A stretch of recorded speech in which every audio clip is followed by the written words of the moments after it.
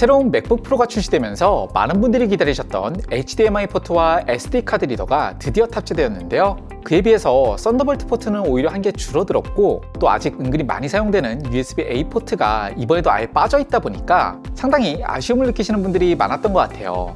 이런 분들을 위해서 거의 맞춤형으로 제작된 썬더볼트 독을 소개해드리고 싶은데요. 바로 칼디짓 엘러먼트 허브입니다.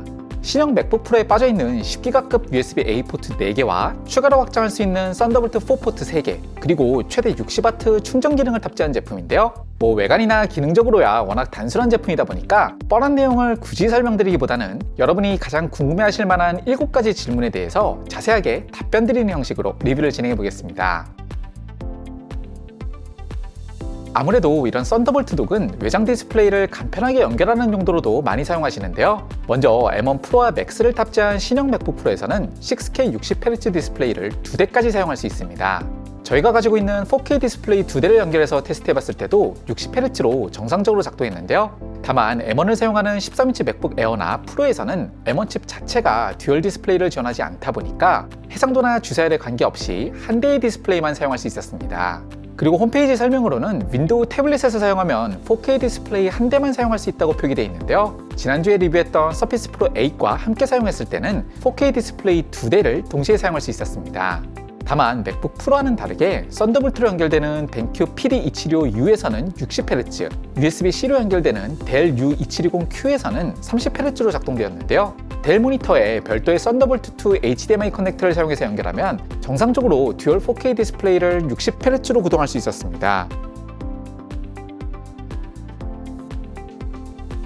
엘러먼트 허브에는 10기가급 USB-A 포트 4개와 40기가급 썬더볼트 4 포트 3개가 탑재되어 있지만 본체랑 연결되는 썬더볼트 포트는 딱 하나다 보니까 제품 전체에서 사용할 수 있는 대역폭 역시 총 40기가로 제한됩니다. 결국 다양한 기기를 동시에 물려서 사용하면 당연히 속도가 떨어질 수밖에 없는데요. 10기가급 속도를 지원하는 샌디스크 익스트림 프로를 엘러먼트 허브에 단독으로 연결해서 사용하면 본체에 직결했을 때랑 거의 비슷한 속도를 보여주지만 2대의 4K 디스플레이와 동시에 연결해서 사용했을 때는 속도가 다소 저하되기 시작했습니다. 여기에 삼성 T7 SSD까지 연결해서 맥북으로 대용량 파일을 카피하면서 동시에 샌디스크 익스트림 프로의 속도를 측정했을 때는 꽤 큰 폭으로 속도가 떨어졌는데요. 사실 엄밀히 말하면 4K 60Hz 디스플레이 2대에 10기가급 SSD 2대를 동시에 풀로 사용하면서도 이 정도 속도를 꾸준하게 유지할 수 있는 점이 오히려 더 인상적이었습니다. 총 대역폭이 보통 한 5에서 10기가 정도밖에 안 되는 일반적인 USB 허브에서는 사실 상상하기도 어려운 성능인데요. 외장 디스플레이나 고속 SSD 같은 주변 기기를 동시에 사용하는 경우가 많으시다면 저렴한 USB 허브보다는 반드시 엘러먼트 허브 같은 썬더볼트 독을 추천드리고 싶네요. 솔직히 엘러먼트 허브에서 개인적으로 가장 아쉬웠던 부분이 바로 충전 전력인데요. 최대 60W 전력은 원래 30W 어댑터를 사용하는 M1 맥북에서는 충분하지만 더 높은 전력을 사용하는 신형 맥북 프로에서는 확실히 좀 아쉬운 게 사실이에요. 패스트 차징을 지원하지 못하다 보니까 충전 속도에는 분명히 한계가 있지만 그래도 일상적인 사용에서 크게 불편할 정도는 아니었는데요. 16인치 M1 맥스를 클림실 모드로 놓고 간단히 웹서핑 정도 하면서 50%부터 100%까지 충전할 때는 약 70분 정도 걸렸고, 시리벤치를 돌리면서 CPU를 100% 사용하거나 다빈치 리졸브에서 GPU를 80% 이상 연속적으로 사용하는 상황에서도 느리기는 하지만 꾸준히 충전이 가능했습니다. 어차피 데스크에서 사용하는 용도가 더 많으시다면 사실 딱히 불편할 정도까지는 아니었는데요. 전용 어댑터를 완전히 대체하는 용도로 사용하기에는 확실히 좀 애매한 면은 있는 것 같아요. 특히 140W 어댑터를 사용하면서도 썬더볼트 호스트 충전 전력을 60W로 제한한 건 많이 아쉽게 느껴지는데요. 글쎄요, 앞으로 펌웨어 업데이트를 통해서 어느 정도 해소될 수 있기를 기대해봐야 할 것 같습니다.